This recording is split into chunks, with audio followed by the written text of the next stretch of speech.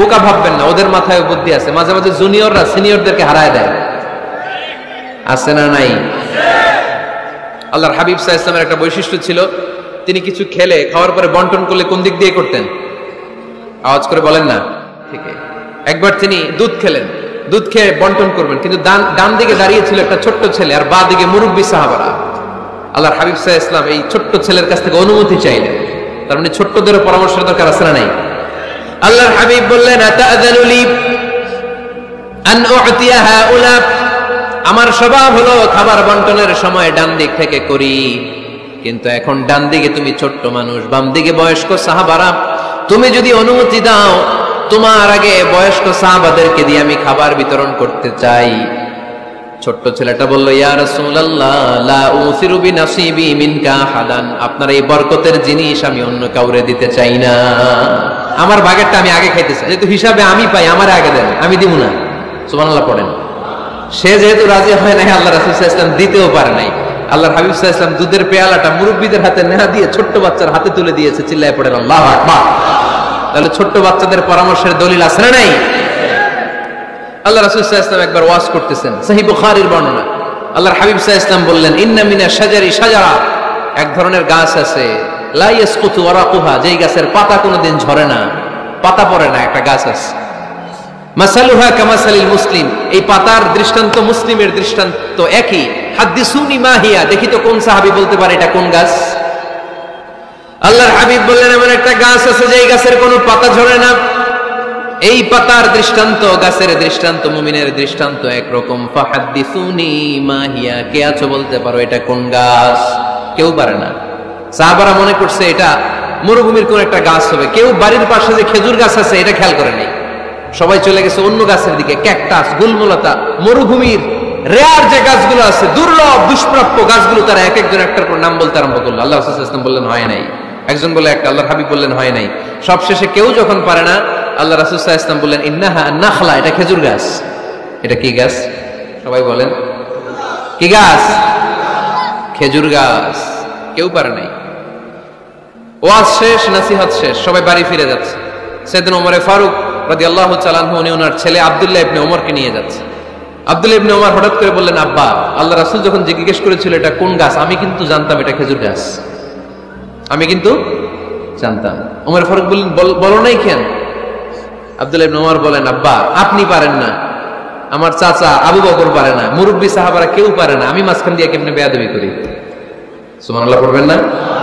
ওমর ফারুক বললেন, বলো কি? তুমি যদি আজকে বিশ্বনবীর সামনে উত্তরটা দিতে পারতা, আমার ছেলে উত্তর দিতে পেরেছে, এটা জেনে আমার বুকটা এত বড় হয়ে যেত। ও আব্দুল্লাহ, কেন তুমি বললা না? আজকে কেউ প্রশ্নের উত্তর করতে পারে নাই, তুমি যদি বিশ্বনবীর সামনে দাঁড়িয়ে প্রশ্নের উত্তর করতে পারতা, আমার বুকটা এত বড় হয়ে যেত, কেন বললা না? তুমি বললে আমি বড্ড খুশি হয়ে যেতাম। সুবহানাল্লাহ পড়েন। তার মানে মাঝে মাঝে জুনিয়ররা সিনিয়রদেরকেও হার মানায় দেয়, এরকম আছে না নাই? এজন্য পরামর্শ করবেন, অবশ্যই পরামর্শ করবেন। সাইয়েদনা ওমর ফারুক যখন খলিফা, তিনি মুরব্বীদের মিটিং এ একটা ছোট্ট বাচ্চাকে রাখতেন, অল্প বয়স্ক এক সাহাবী, ওই সাহাবীর নাম আব্দুল্লাহ ইবনে আব্বাস রাদিয়াল্লাহু তাআলা। মুরব্বীরা মনে কষ্ট পেলেন, কিরে এই ছেলের সমান নাতি আছে আমার ঘরে, আমার নাতি আছে এই ছেলের সমান, এই ছেলেকে কেন রাখে? ফারুক বললেন, একদিন দেখাই দিব আপনাদেরকে কেন রাখি। ওমর ফারুক একদিন সবাইকে বললেন, ইদা জাআ নাসরুল্লাহি ওয়াল ফাতহ ওয়া রাআইতান নাস ইয়াদখুলুনা ফি দীনিল্লাহি আফওয়াজা, এটা কোন প্রেক্ষাপটে নাজিল হয়েছে আপনারা কে জানেন বলেন তো? এক সাহাবী বললেন, এই সূরা দ্বারা বোঝানো হয়েছে আমাদের যখন বিজয় অর্জিত হবে তখন যেন আমরা বেশি বেশি আল্লাহর প্রশংসা করি। ওমর ফারুক বললেন, উত্তর হয় নাই। বয়স্ক সাহাবী বললেন, আমাদেরকে রব্বুল আলামিন বড় বড় শহর বিজয়ের ব্যাপারে আদেশ দিয়েছে, এই সূরা দ্বারা আমি এটা বুঝেছি। ওমর ফারুক বললেন, হয় নাই। কেউ যখন উত্তর করতে পারে না, ওমর ফারুক বললেন, ও আব্দুল্লাহ ইবনে আব্বাস, তুমি এই সূরার ব্যাপারে কি জানো? আব্দুল্লাহ ইবনে আব্বাস বলেন, হুয়া আজালু রাসূলিল্লাহ, এই সূরা দ্বারা বিশ্ব নবীর আগাম মৃত্যুকে বোঝানো হয়েছে। ইদা জাআ নাসরুল্লাহি ওয়াল ফাতহ, নবী হে যখন বিজয় আসবে, আল্লাহর পক্ষ থেকে সাহায্য আসবে, ওয়া রাআইতান নাস ইয়াদখুলুনা ফি দীনিল্লাহি আফওয়াজা, আপনি দেখবেন দলে দলে বানের পানির মতো লোকজন কালিমার ছাতার নিচে প্রবেশ করতেছে। তো সবাই যখন কালিমা পড়ে মুসলমান হয়ে যাবে, সবাইকে মুসলমান বানানোই ছিল বিশ্বনবীর মিশন। মিশন যখন কমপ্লিট, নবী থাকার পৃথিবীতে আর দরকার নাই। এই সূরা দ্বারা আল্লাহ বুঝিয়েছেন বিশ্বনবী পৃথিবীতে আর বেশি দিন বেঁচে নাই। চিল্লায় বলেন ঠিক কিনা? ওমর ফারুক ডেকে বললেন, আব্দুল্লাহ মারহাবা, মারহাবান বিকা ইয়া আব্দুল্লাহ ইবনে আব্বাস। ও আব্দুল্লাহ ইবনে আব্বাস, মাশাআল্লাহ তাবারাকাল্লাহ, কেউ সঠিক উত্তর না দিতে পারলেও তুমি সঠিক উত্তর দিয়েছো। তুমি এই সূরার ব্যাপারে যতটুকু জানো আমিও জানি ততটুকু। পড়েন সুবহানাল্লাহ। তুমি সঠিক উত্তর দিয়েছো। এই হাদিসগুলো প্রমাণ করে মাঝে মাঝে জুনিয়ররা সিনিয়রদেরকেও হারিয়ে দেয়। চিল্লায়া বলেন ঠিক কিনা? এজন্য মাঝে মাঝে বাচ্চা ছেলেদেরও পরামর্শের দরকার আছে না নাই? ঘরে সুখ নাই, শান্তি নাই, কারণ পরামর্শ করেন না তো। আব্বা আম্মার পরামর্শ নেন, স্ত্রীদের পরামর্শ নেন, ছেলে মেয়েদের পরামর্শ নেন। গুরুত্বপূর্ণ সিদ্ধান্ত নেওয়ার আগে পরামর্শ করে সিদ্ধান্তগুলো নেওয়ার দরকার আছে না নাই? পরামর্শ করে ফ্যামিলি মিটিং এ যদি আমরা সিদ্ধান্ত নেই, ওই সিদ্ধান্তে বরকত দিবে কে? আওয়াজ করে বলেন, ওই ঘরটারে বরকতময় করে কে? কোরআনের প্রথম কথা কি? ইকরা, পড়ো। কোরআনের প্রথম কথা কি? ইকরা বিসমি রাব্বিকাল্লাযী খলাক, খলাকাল ইনসানা মিন আলাক। اقرأ وربك الأكرم الذي علم بالقلم علم الإنسان ما لم يعلم। পড়েন সুবহানাল্লাহ। পড়ো তোমার প্রভুর নামে যিনি তোমায় শিখিয়েছেন। Read in the name of your Lord who has created। পড়ো, পড়ার কোনো বিকল্প নাই, আপনার পড়তেই হবে। বেঁচে আছেন পড়েন, সুস্থ তো পড়েন, অসুস্থও পড়েন, মরে যাচ্ছেন তখনও পড়েন, পড়তে পড়তে মরেন। ও মিয়া, মরার সময় পড়ার দরকার আছে না নাই? মরার সময় পড়বেন লা ইলাহা ইল্লাল্লাহ মুহাম্মাদুর। এটা না পড়লে হবে? তার মানে মরার সময় পড়তে হবে। চিল্লায় বলেন ঠিক কিনা? একে অপরের জন্য দোয়া। সাইয়েদনা ইব্রাহিম ফ্যামিলির জন্য দোয়া করতেন, রাব্বি জাআলনি মুকিমাস সালাতি ওয়া মিন যুররিয়াতি রাব্বানা ওয়া তাকাব্বাল দুআ। ও আল্লাহ, আপনি আমারে নামাজ কায়েমকারী বানান, আমার কলিজার টুকরা সন্তান ইসমাইলকেও নামাজ কায়েমকারী বানান। আমার দোয়াটা আপনার দরবারে আপনি কবুল করে নেন। সুবহানাল্লাহ পড়েন। রব্বানা ইন্নী আসকানতু মিন যুররিয়াতি বিওয়াদিন গায়রি যী যার'ইন ইনদা বাইতিকাল মুহাররাম। ও আল্লাহ, আমার সন্তান সন্ততি, আমার ফ্যামিলিকে ধুধু মরুপ্রান্তর এই উপত্যকার মধ্যে তোমার কাবা ঘরের সামনে রেখে গেলাম। তাদেরকে তুমি নামাজ কায়েমকারী বানিয়ে দিও। গোটা বিশ্বের সব মানুষের অন্তর আমার ফ্যামিলির দিকে আল্লাহ তুমি ঝুঁকিয়ে দিও। ওয়ারযুকহুম মিনাস সামারাত, ফলমূল দিয়ে আল্লাহ তুমি তাদেরকে রিজিকের ব্যবস্থা করে দিও। মানে সব নবীরা তাদের পরিবারের সদস্যদের জন্য দোয়া করতেন কি করতেন না? আবার কোরআন আমাদেরকে শিখালো, রব্বানা হাব লানা মিন আজওয়াজিনা ওয়া মিন যুররিয়াতিনা কুররাতা আ'য়ুন ওয়াজআলনা লিল মুত্তাকিনা ইমামা। ও আল্লাহ, এমন নেককার সন্তান, এমন নেককার স্ত্রী আপনি আমাকে দান করেন যাদের দিকে তাকালে আমার চোখ দুইটা ঠান্ডা হয়ে যায়। চক্ষু শীতলকারী স্ত্রী দেন। বিয়ে যাদের হয় নাই, ইয়াং ছেলেরা এই দোয়াটা করবা। বিয়ের জন্য দোয়ার দরকার আছে না নাই? প্রতিদিন এই দোয়া করবা, আল্লাহ এমন স্ত্রী দেন, এমন জীবন সঙ্গিনী আপনি আমাকে দেন, এমন লাইফ পার্টনার দেন যার দিকে তাকালে আমার চোখ জুড়িয়ে যায়। এমন সন্তান আল্লাহ আপনি আমার ফ্যামিলিতে দেন যাদের দিকে তাকালে আমার চোখ দুইটা ঠান্ডা হয়ে যায়। নেককার সন্তান, নেককার স্ত্রী আল্লাহর কাছে দোয়া করে চেয়ে নিতে হয়। তাহলে ফ্যামিলি মেম্বার একে অপরের জন্য দোয়ার দরকার আছে না নাই? বাবা দোয়া করবে ছেলের জন্য, ছেলে করবে বাবার জন্য, মা দোয়া করবে মেয়ের জন্য, মেয়ে করবে মায়ের জন্য, ভাই করবে বোনের জন্য, বোন করবে ভাইয়ের জন্য। দোয়ার দরকার আছে না নাই? দোয়া করবেন সবাই সবার জন্য। ওহে বিশ্বাসীরা, নিজেরাও জাহান্নামের আগুন থেকে বাঁচো, পরিবারকেও জাহান্নামের আগুন থেকে বাঁচাও। আল্লাহ আমাদের নিজেদেরকেও বাঁচাও, পরিবারকেও জাহান্নামের আগুন থেকে বাঁচাও। আমরা পড়ি আমিন। আমাদের ফ্যামিলির সবাই আমরা দুনিয়াতে যেমনি একসাথে, জান্নাতেও যেন একসাথে থাকতে পারে। আল্লাহ তুমি তৌফিক দান করো। ইন্নাল মালাইকাতা লা তাদখুলু বাইতান ফিহি তামাসিল ওয়া সূরা। যে ঘরে মূর্তি আছে আর ছবি টাঙিয়ে রাখে, ওই ঘরে রহমতের ফেরেশতা প্রবেশ করে না। তো ঘরে যে রহমত নাই, শান্তি নাই, আপনি রহমতের ফেরেশতা ঢোকার ব্যবস্থাই তো রাখেন নাই। এত রহমত নিয়ে আসতে চায় কিন্তু ঢুকতে পারেন না। ওই যে ছবি টাঙিয়ে রাখছেন, খুলে ফেলবেন। হ্যাঁ, আপনি ফ্যামিলি গ্রুপ ছবি রাখতে পারেন। আব্বা আম্মা ভাই বোন সবাই মিলে একটা গ্রুপ ছবি তুললে স্মৃতির জন্য রাখা যায়। এটা অ্যালবাম বন্দি করে রাখবেন, মাঝে মাঝে দেখবেন। দেখলে মৃত্যুর কথা স্মরণ হয়। আয় রে, 10 বছর আগের ছবিটা দেখলে কি কুচকুচে কালো দাড়ি ছিল আমার, এখন সাদা হয়ে গেছে। ঠিক কিনা? তখন বুঝবেন যে মৃত্যুর দিকে আমি এগিয়ে যাচ্ছি। এই দুনিয়াটা ক্ষণিকের, একটা ধোঁকা, একটা মরিচিকা, একটা লোভ আর লালসার পেছনে আমরা ছুটে বেড়াচ্ছি। ধোঁকা, আসল জীবন কবরের জীবন। আওয়াজ করে বলতে হবে ঠিক কিনা? পুরাতন ছবির অ্যালবামগুলো খুললে মৃত্যুর কথা স্মরণ হয়। আহা, দাদা পাশে বসা ছিল, আজকে দাদা নাই। নানারা নিয়ে একটা ছবি তুলে অ্যালবামে রাখছিলাম, আজকে নানা নাই। বাবার সাথে ছবি ছিল, আজ বাবা নাই। মৃত্যুর কথা স্মরণ আছে না নাই? প্রয়োজনে আব্বা আম্মার সাথে বা নিজেদের ফ্যামিলি গ্রুপ পিকচার তুলতে পারবেন, এটা অ্যালবাম বন্দি করে রাখেন, কিন্তু টাঙিয়ে রাখা যাবে? রাখবেন আপনারা? রাখবেন না। অনেকে কুকুরের শো পিস কিনে, কুকুরের, বিড়ালের, কুমিরের শো পিস কিনে শো কেসে সাজিয়ে রাখে, আছে না নাই? এগুলো আপনি রাখতে পারবেন না, এগুলো রাখবেন না। ইন্নাল মালাইকাতা লা তাদখুলু বাইতান ফিহি তামাসিল ওয়া সূরা, যেই ঘরে ছবি টাঙিয়ে রাখা হয়, মূর্তি সাজিয়ে রাখা হয়, আল্লাহর রহমতের ফেরেশতারা ওই ঘরে কঠিন কালেও প্রবেশ করে না। তবে ছোট্ট মেয়েদেরকে পুতুল কিনে দেয়া যায়। কাদেরকে? কথা বলেন। ছোট্ট মেয়েদেরকে দেখবেন ওরা পুতুলকে বাচ্চার মতো আদর করে, এটার দুধ খাওয়ায়, এটার জন্য রান্না করে, গোসল করায়, আছে না নাই? আম্মা জান আয়েশা রাদিয়াল্লাহু তাআলা আনহা পুতুল নিয়ে খেলা করতেন। নারীদের, ছোট্ট মেয়েদের জন্য এটা জায়েজ রাখা হয়েছে এই কারণে, কারণ কিছুদিন পরেই তারা মা হতে চলেছে, ঠিক কিনা? কেমন করে বাচ্চা কাচ্চা লালন পালন করবে, কেমন করে আমাদের আগামী প্রজন্মকে তারা গড়ে তুলবে, ওইটার একটা প্রশিক্ষণ খেলার মাধ্যমেই ছোটবেলায় যেন তাদের হয়ে যায়। এজন্য ছোট্ট মেয়েদের জন্য পুতুল দিয়ে খেলাকে শরিয়ত জায়েজ রেখেছে। চিল্লায় পড়েন সুবহানাল্লাহ। কত সুন্দর আমাদের Islam, check and balance, check and balance. কিন্তু ছবি টাঙিয়ে রাখা যাবে না। কুকুরের শোপিস, কুমিরের শোপিস শোকেসে সাজিয়ে রাখা যাবে, শান্তি আসবে না ঘরে, জাহান্নামের টুকরা হয়ে যাবে ঘর। ঘরের ভেতরে গিটার রাখা যাবে না। গিটার চেনেন? হারমোনিয়াম রাখা যাবে না। ঢোল তবলা, বাজারে ঢোল বাজারে বাঁশি, আছে না নাই?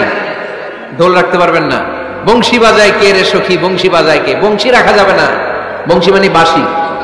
এই বাঁশি, ঢোল, তবলা, হারমোনিয়াম, গিটার, এগুলো যদি ঘরে থাকে রহমতের ফেরেশতা ঢুকে না।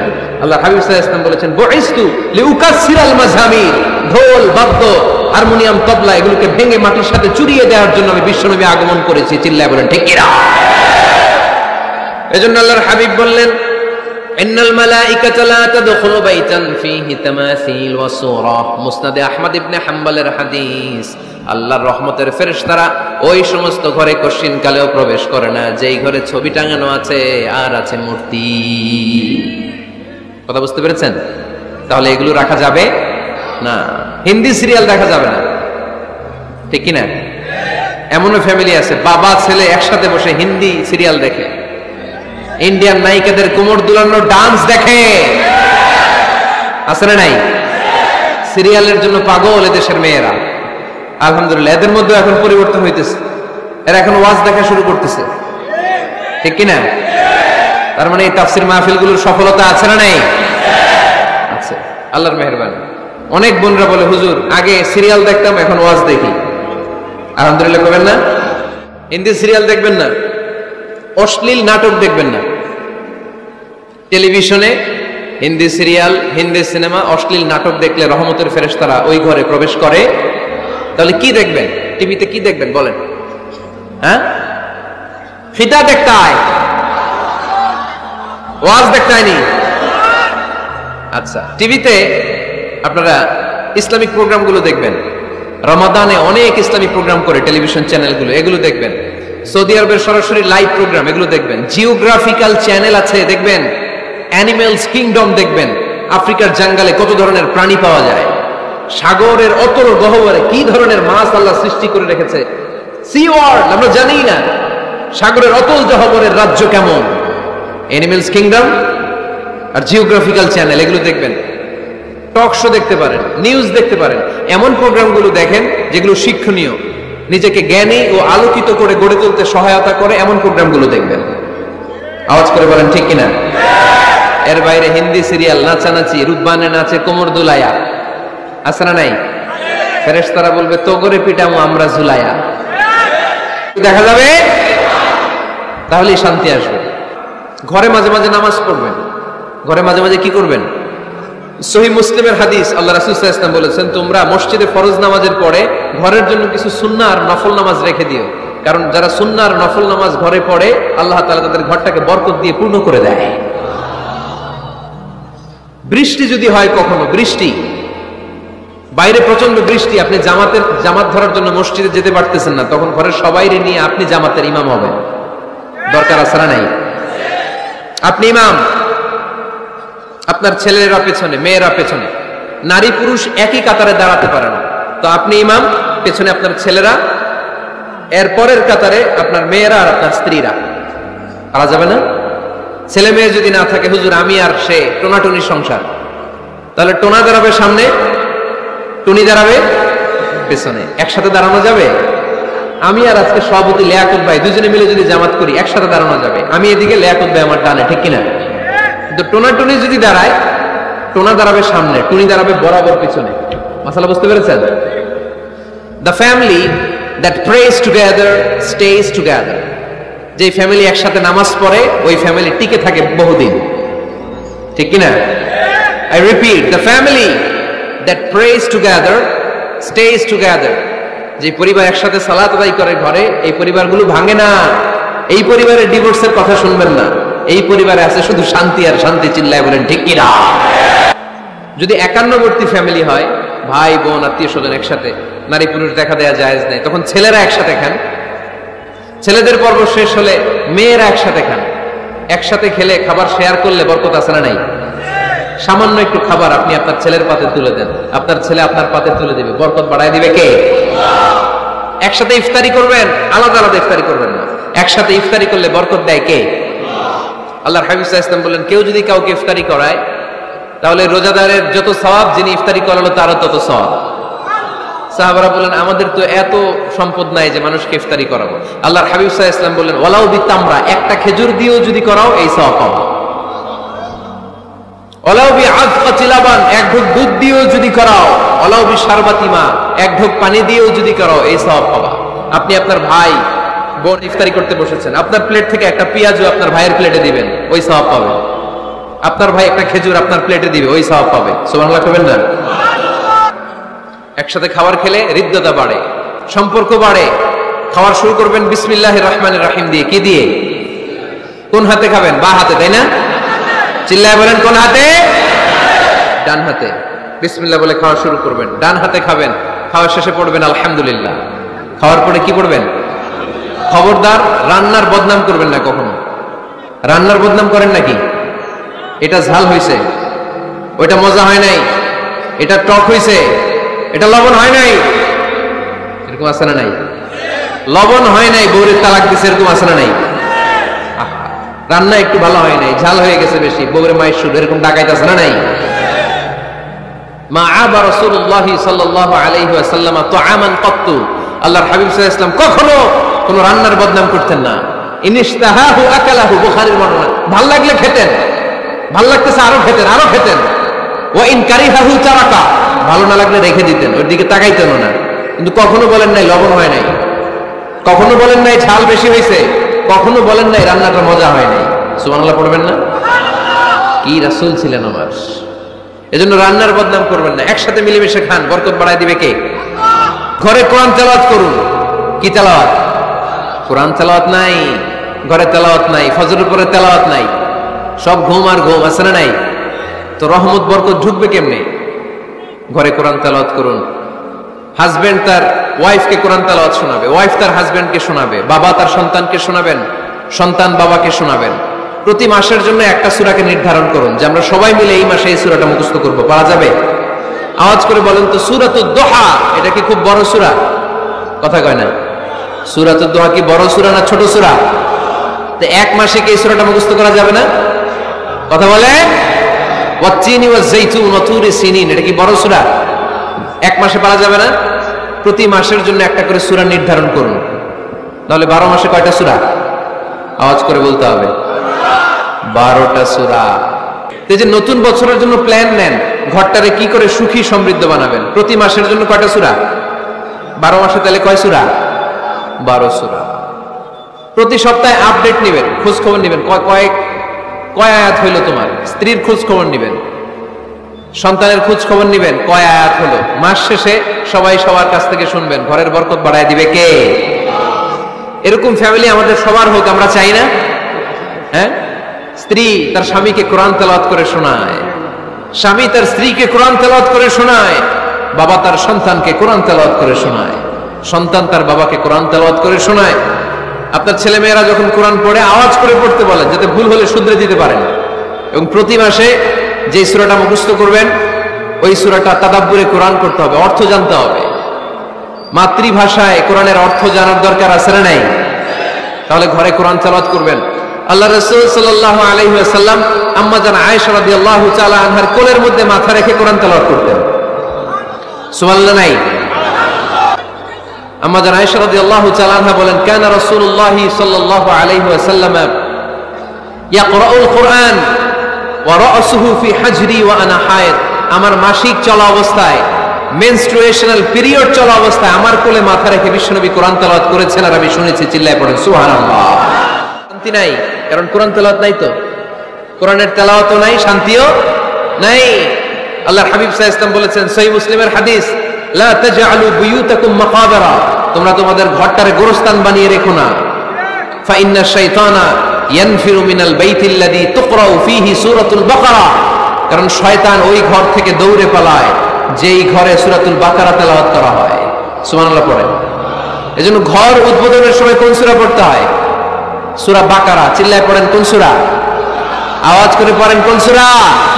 নতুন ঘর করছেন, নতুন দোকান করছেন, নতুন ফ্ল্যাট কিনেছেন, কোন সূরা পড়বেন? সূরাতুল বাকারা। শয়তান ওই ঘরে থাকে না। সহিহ মুসলিমের আরেকটা হাদিসে আল্লাহ রাসূল সাল্লাল্লাহু আলাইহি ওয়াসাল্লাম বলেছেন, ইকরাউ সূরাতাল বাকারা, তোমরা সূরা বাকারা তেলাওয়াত করো। ফা ইন্না আখযাহা বারাকা, যে সূরা বাকারা পড়ে আল্লাহ তাআলা ওই ঘরটায় বরকত দেয়। ওয়া তারকাহা হাসারা, আর যে সূরা বাকারা পড়ে না সে খালি আফসোস করে। ওয়ালা ইস্তাতিউহাল বাতালা, কোন জিন, কোন পেতনি, কোন ব্ল্যাক ম্যাজিক, কোন জাদু টুনা বান ওই ঘরের কোন সদস্যকে কোনো ক্ষতি করতে পারে না। আবার সূরা বাকারায় একটা আয়াত আছে, কোরআনের সর্বশ্রেষ্ঠ আয়াত। বলেন তো আয়াতটার নাম কি? আওয়াজ করে বলেন কোন আয়াত? আল্লাহর হাবিব সাল্লাল্লাহু আলাইহি ওয়াসাল্লাম বললেন, মান ক্বারা আয়াতাল কুরসি দুবুরা কুল্লি সালাতিন মাকতুবা, প্রত্যেক ফরজ সালাতের পরে যে ব্যক্তি আয়াতুল কুরসি পড়বে তার জান্নাতে যাওয়ার ব্যাপারে আর কোনো বাধা থাকবে না। একটা মাত্র বাধা ছাড়া, সেটা হচ্ছে মরণ। লোকটা মরে না তাই জান্নাতে যায় না, মরলেই জান্নাতি। আওয়াজ করে পড়েন আল্লাহু আকবার। এখন কোরআনের তেলাওয়াত নাই, কোরআন আমরা শিখাতে চাই না, আছে না নাই? আমরা এখন ধর্মপ্রাণ হয়েছি কোরআন ছাড়া। কি ছাড়া? প্রতিদিন ফজরের পরে আমার ঘর থেকে কোরআন তেলাওয়াত হোক, আমরা চাই কি চাই না?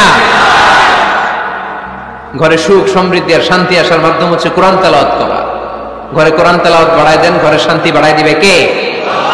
আউটিং এ যান, মাঝে মাঝে ফ্যামিলি ট্যুরে যান। কুল সিরু ফিল আরদ সুম্মা আনজুরু কাইফা কানা আকিবাতুল মুকাজ্জিবিন, জমিনে ঘুরে বেড়াও আর দেখো মিথ্যাবাদীরা পৃথিবীতে কি করেছে আর তাদের সাথে আমি কি আচরণ করেছি। ঠিক কিনা? সুযোগ হলে মিশরে যান, ফেরাউনের লাশ দেখে আসেন। কারুনের বাড়িতে যান, ধ্বংসস্তূপ দেখে আসেন। পারলে জর্ডানে যান, মৃত সাগর দেখে আসেন। সমকামিতার কারণে লূত আলাইহিস সালামের কওমের লোকদেরকে আল্লাহ জমিন থেকে উঠে একটা আঘাত করেছেন জমিনে। ফাজআলনা আলিয়াহা সাফিলাহা, জমিনের উপরের মাটিকে আমি নিচে ঢুকিয়েছি, নিচের মাটিকে আমি উপরে ঢুকিয়েছি। উপর থেকে শিলা আর প্রস্তর বৃষ্টি নাজিল করে পুরো জমিনটারে আমি মাসাকার করে দিয়েছি। ওইখানে এখন ডেড সি, লোহিত সাগর, মৃত সাগর। ওখানে কোনো মাছ জন্মায় না, কোনো কাঁকড়া জন্মায় না, ব্যাঙ জন্মায় না, কিচ্ছু জন্মায় না। লবণের ডেনসিটি, ঘনত্ব এত বেশি, ওখানে কোনো মানুষ ডুবেও না। গজবের জায়গা, সুযোগ হলে দেখে আসেন। টাকা পয়সা ভালো থাকলে সময় হলে প্রায়ই ফ্যামিলি মেম্বারদেরকে নিয়ে উমরায় যান। কই যাবেন? উমরায় যান। হঠাৎ করে, হঠাৎ করে শুনবি একদিন আমার মৃত্যুর খবর, কেঁদে কেঁদে আসবে সবাই দিতে আমায় কবর, দিতে আমায় কবর। ঠিক কিনা? একটু চোখটা বন্ধ করে ভাবেন, আপনাকে গোসল দেওয়া হবে, জামাগুলো খোলা হবে। এত টাকা দিয়ে যে দামি গোসলখানা টাইলস লাগিয়ে ঘরে বানালেন, আপনার শেষ গোসলটা কি ওই দামি গোসলখানায় হবে? লাশ যেখানে ধোয়া হয় ওই জায়গায় ধোয়া হবে। আপনাকে কাফন পরানো হবে। আপনার কলিজার টুকরা ছোট বাচ্চাটারে বলা হবে, আব্বু দেখে যাও, তোমার বাবারে শেষবারের মতো দেখো। আপনার বাবা মা শেষবারের মতো একটা নজর দিয়ে আপনার চেহারাটা দেখে নিবে। বন্ধু বান্ধবরা শেষবারের মতো একবার আপনারে দেখে নিবে। জানাজার জায়গায় নেওয়া হবে। হবে না এই ঘটনাটা আমাদের? হ্যাঁ, হবে কিনা? হাজার হাজার মানুষ শেষ বিদায় দেওয়ার জন্য আসবে। 4টা তাকবীর দিয়ে ইমাম নামাজ শুরু করবে। আল্লাহু আকবার, আল্লাহু আকবার, আল্লাহু আকবার, আল্লাহু আকবার বলে নামাজ শুরু করবে। নামাজ শেষ। এবার পালকিতে করে কবরে যাওয়ার পালা। আহা, যেতেই হবে, যেতেই হবে। পালকিতে করে লোকজন নিতে শুরু করবে। কবরস্থানের ওই জায়গায় যেখানে মানুষ বছরে মানুষ না মরলে যায় না, ওই গহীন নিঝুম কবরস্থানে ঢুকানো হবে। পালঙ্ক থেকে নামিয়ে আপনার জন্য করে রাখা আগ থেকে কবরটার মধ্যে শুইয়ে দেয়া হবে। উপরে বাঁশ দিয়ে ছাউনি, শেষবারের মতো সবাই দেখে বাঁশের ছাউনির উপরে মাটি চাপা দিবে। ঠিক কিনা? চলে যাবে সবাই, কেউ নাই, অন্ধকার, শুধু অন্ধকার। এই অন্ধকার যেন শেষ হতে চায় না। এই ঘটনা ঘটবে না আমাদের? কথা বলেন, ঘটবে কিনা? এজন্য মরার আগে এগুলো চিন্তার দরকার আছে না নাই? মরার আগে আরেকবার মরার দরকার আছে না নাই? এজন্য রব্বুল আলামিন বলেন, বাল তুসিরুনাল হায়াতাদ দুনিয়া ওয়াল আখিরাতু খায়রুন ওয়া আবকা। এই দুনিয়ার জীবনটাকে তোমরা আসল জীবন মনে করো, এটা আসল জীবন নয়। আসল জীবন হলো কবরের জীবন। চিল্লায় বলেন ঠিক কিনা? আল্লাহ তোমার এই দুনিয়া, আল্লাহ তোমার এই দুনিয়ায় কেউ আসে কেউ চলে যায়,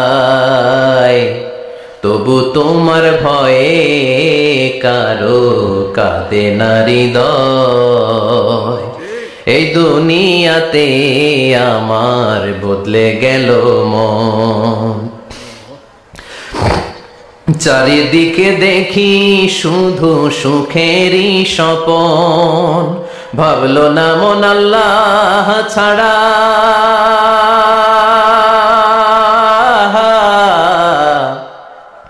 ভাবলো না মন আল্লাহ ছাড়া নেই কোনো উপায়,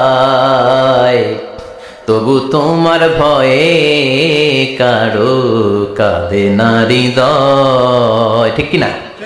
আসে আর চলে যায়। প্রতিদিন মাইকে অ্যানাউন্স শুনি, অমুক এলাকার অমুক লোক নাই। দাদা গেল, বাবা গেল, বড় ভাই গেল, আত্মীয় স্বজন গেল, আমাকেও যেতে হবে, এই চিন্তা মাথায় নাই। চিল্লায় এখন ঠিক কিনা? এজন্য লাইফটা হলো one time, one chance. Second কোনো চান্স আপনাকে দেয়া হবে নাকি? কাফেররা বলবে, ইয়া রাব্বি আরেকটা সুযোগ দেন। লাউ আন্না লানা কাররা ইয়ানি মাররা, আল্লাহ আরেকটা সুযোগ যদি পেতাম দুনিয়াতে ভালো করে আসতাম। আল্লাহ বলবেন, ইন্নাহা কালিমাতুন কাইলুহা, এটা শুধু তাদের মুখের কথা, তাদেরকে আবার সুযোগ দিলেও তারা কিচ্ছু করবে না। চিল্লায় এখন ঠিক কিনা? এজন্য একটা চান্স আমরা পেয়েছি, এই দুনিয়ার ওয়ান চান্সে আমরা ভয় পাবো একজনকে। চিল্লায় বলেন তিনি কে? আল্লাহ। এজন্য যেতে আমাদেরকে হবে, এই মরণ থেকে পালানোর কোনো সুযোগ। আখিরাতে একটার পরে একটা অনেকগুলো স্টেশন আপনাকে পার হতে হবে। প্রথম স্টেশনটার নাম হলো কবর। প্রথম স্টেশনের নাম কি? এই কবর নামক স্টেশনে যদি আপনি মাফ পেয়ে যান, সামনের সব স্টেশনগুলোতে মাফের ব্যবস্থা করবে কে? আল্লাহ। আর কবর নামক স্টেশনে যদি ধরা খেয়ে যান, আপনার মায়ের আছে না নাই?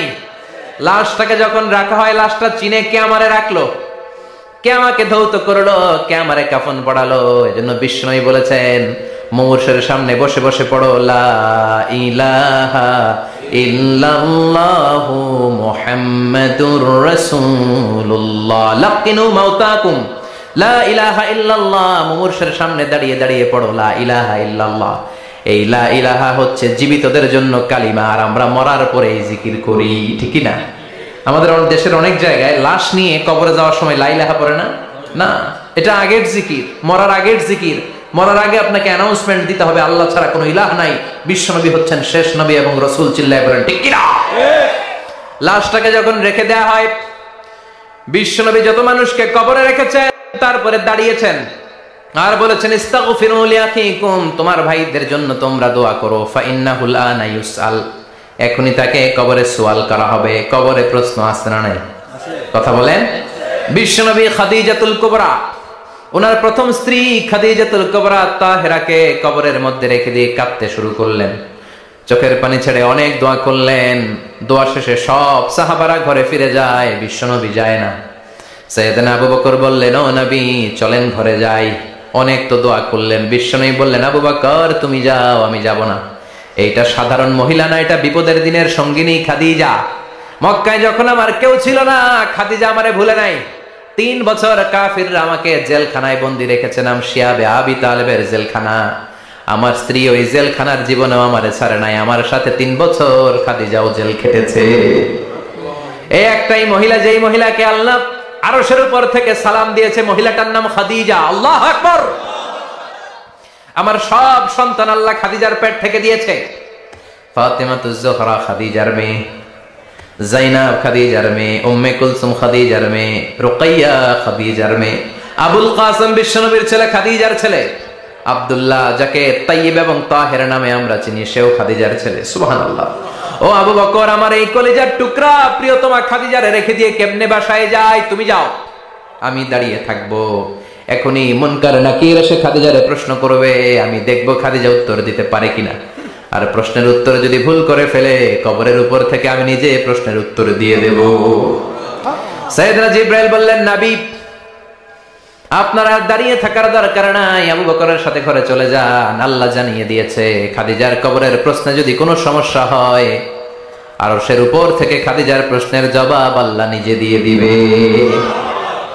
এজন্য কবরের আযাব থেকে বিশ্বনবী পানাহ চেয়েছেন। বিশ্বনবী বলেছেন, আল্লাহুম্মা ইন্না নাউযু বিকা মিন আযাবিল কবর। ও আল্লাহ, কবরের আযাব থেকে তুমি আমাদেরকে বাঁচাও। পড়েন আমিন। কবরে মুমিনদেরকে 4টা প্রশ্ন করা হবে, কাফিরদেরকে 3টা প্রশ্ন। চিৎকার করে বলেন, মুমিনের প্রশ্ন কয়টা? আর জোরে বলেন। প্রথম প্রশ্ন, মার রব্বুক, তোর রবের নাম কি? আমরা কি বলবো? আল্লাহ আমারে রব, এই রবই আমার সব, দমে দমে তনু মনে তারি অনুভব। আল্লাহ আমারে রব, এই রবই আমার সব। পড়েন আমিন। দ্বিতীয় প্রশ্ন, আমার দিন, উত্তর দিনের নাম কি? ধর্মের নাম কি? তৃতীয় প্রশ্ন, মান হাযার রাজুল, এই লোকটাকে কে? আমরা বলবো মুহাম্মদ সাল্লাল্লাহু। 3টা প্রশ্নের উত্তর যখন আপনি কবরে করে দিতে পারবেন, অতিরিক্ত একটা প্রশ্ন, ওয়ামা ইলমুক, এই যে 3টা প্রশ্নের উত্তর পাল্লা, কেমন করে উত্তর জানলা? কোত্থেকে শিখেছো? নকল করে আনছো কাফনের কাপড়ে? পরীক্ষার হলে নকল আছে না নাই? হাতে নকল আছে না? পায়ে নকল, মুজার ভিতরে নকল আছে না নাই? মোবাইলে নকল আছে না নাই? নকল থেকে আল্লাহ তুমি বাঁচাও। আরো আসতে তো না আমি। কিভাবে জানলা? কেমন করে 3টা প্রশ্নের উত্তর শিখলা? What is the source of your knowledge? তথ্যসূত্র কি? আপনাকে বলতে হবে, আমি যেই কিতাবটা থেকে শিখেছি কিতাবটার নাম কি? চিল্লায় বলেন কি নাম? এই কিতাবটা হলো কোরআন। আপনাকে বলতে হবে, কোরআন থেকে আমি শিখেছি, বিশ্বনবীর হাদিস থেকে আমি শিখেছি। 4টা প্রশ্নের উত্তর যখন পারবেন, ফেরেশতারা বলবে আহলান সাহলান, খুশ আমদেদ, কংগ্রাচুলেশন, বাহ বাহ, তুমি তো চমৎকার পেরেছো। ফায়ুফসাহু লাহু কবরুহু 70 দিরাআন, মুমিন বান্দার কবরটা 70 হাত লম্বা করে দেয়া হবে। ইফতাহু লাহু বাবুন ইলাল জান্নাত, জান্নাতের দিকে তার কবর থেকে একটা দরজা বানিয়ে দেয়া হবে। জান্নাতের সুঘ্রাণ ঠান্ডা বাতাস এসে তার কবরের ভিতরে ঢুকতে শুরু করবে। ইলবাসু লিবাস মিন আহলিল জান্নাত, জান্নাতীদের পোশাক তার গায়ের মধ্যে পরিয়ে দেয়া হবে। আল্লাহু আকবার। আর বলা হবে, নাম কানাউমিল আরুস, বাসর রাতে বর যেমনি কনেকে নিয়ে ঘুমিয়ে যায়, তুমিও একটা ঘুম দাও। আলহামদুলিল্লাহ পড়ে মুমিন বান্দা আনন্দের একটা ঘুম দিবে। ইসরাফিলের সিংগার আওয়াজ ছাড়া পৃথিবীর কোনো কিছুই তার এই ঘুম ভাঙতে পারবে না। আল্লাহ আমরাও যেন সেদিন কবর একটা মজার ঘুম দিতে পারি, তুমি তৌফিক দাও। জোরে বলেন আমিন। এবার বামপন্থী নাস্তিক আর কাফেরদের পালা, ইসলাম বিদ্বেষীদের পালা। আলেম ওলামাদের শত্রুদের পালা, ইসলামকে যারা বিজয়ী শক্তি হিসেবে মানতে পারে নাই তাদের পালা। চিল্লা এখন ঠিক কিনা? ওদেরকেও একই প্রশ্ন, রব কে? ওরা বলবে আমি জানি না। আমাদের উত্তর আল্লাহ। ওরা বলবে আমি কিচ্ছু জানি না, আমি সব ভুলে গেছি, আমার মাফ করে দেন, আমি কিছুই জানি না। তবে আমি ইসলাম বিরোধীদের সাথে চলতাম, যারা ইসলাম রে বাস দিত আমি তাদের সাথে স্লোগান দিতাম। এরকম ডাকাইত আছে না নাই? দ্বিতীয় প্রশ্ন, আমার দিন ও তোমার ধর্মের নাম কি? কয় আমার ধর্ম নাই, আমার ধর্ম কর্ম নাই, আমি খালি দুনিয়া কে মজা লেলো, দুনিয়া তোমারই হ্যায়, আমি খালি দুম্মা চলে দুম। আছে না নাই? আমি শুধু মৌজ মাস্তিতে ব্যস্ত ছিলাম, আমার দুনিয়া নাই, দিন নাই, আখেরাত নাই, রবকে আমি জানি না, ধর্মকে জানি না। ইসলাম বিরোধী রাজনীতি আমি করতাম, মাও সেতুংয়ের রাজনীতি, কার্ল মার্কসের রাজনীতি, বুশের রাজনীতি, ডোনাল্ড ট্রাম্পের রাজনীতি, বামপন্থীদের রাজনীতি। চিল্লায় এখন ঠিক কিনা? কোন ধর্ম নাই। এই লোকটাকে চিনো কিনা বলো। বিশ্বনবীর চেহারা দেখিয়ে বলা হবে এই লোকটাকে, কয় জানি না। এরে আমি মানতাম না, এরে আমি গালি দিতাম। এরকম জাহান্নামের নরকীট আর পিতৃ পরিচয়হীন জারদ সন্তান বাংলার দেশেও আছে না নাই? এই মহামানবটাকে গালি দিয়ে পৈশাচিক আনন্দ পায়। পত্রিকায় লিখে, ব্লগের মধ্যে লিখে, ইন্টারনেটে কার্টুন বানিয়ে বানিয়ে পৈশাচিক ফুর্তি করে। এগুলো জাহান্নামের কীট, এগুলো জারদ সন্তান, বাপ মায়ের ঠিক নাই। এখন ঠিক কিনা? আমার নবীরে যারা গালি দেয় এগুলোর বাপ মায়ের ঠিক আছে? এগুলোর কোনো গোড়া আছে? এগুলোর কোনো শেকড় আছে? এগুলো আগাছা চিৎকার করে বলো ঠিক কিনা? বলবে আমি জানি না। ফেরেশতারা বলবে দাঁড়া, আমরা জানি। তোর সাথে কেমন আচরণ করতে হবে আমাদেরকে ট্রেনিং দিয়েছে কে? এবার শুরু হবে মাইর। কি শুরু হবে? কথা বলেন, মাইর। ফায়ুদরাবু বিমা তারিকা মিন হাদিদ, লোহার হ্যামার দিয়ে শুরু হবে মাইর। এক একটা হ্যামারের বাড়িতে মাথাটা ফেটে চূর্ণ বিচূর্ণ হয়ে যাবে, দেহটা জমিনের ভেতরে 70 গজ ডুবে যাবে, দেবে যাবে। ওর চিৎকারে কবরস্থানটাও থারথার করে কাঁপবে। আবার জামিনকে বলা হবে ইলতাইমি, চাপা দে। জামিনে ঢুকে যাওয়ার পরে জামিনের এপাশ থেকে একটা চাপা, মাটি চাপা, বাম দিক থেকে মাটি চাপা, 2 চাপায় ডান দিকের পাজর বায়ে চলে যাবে, বাম দিকের পাজর ডানে চলে আসবে। ওর চিৎকারে কবরস্থানটা থারথার করে কাঁপবে।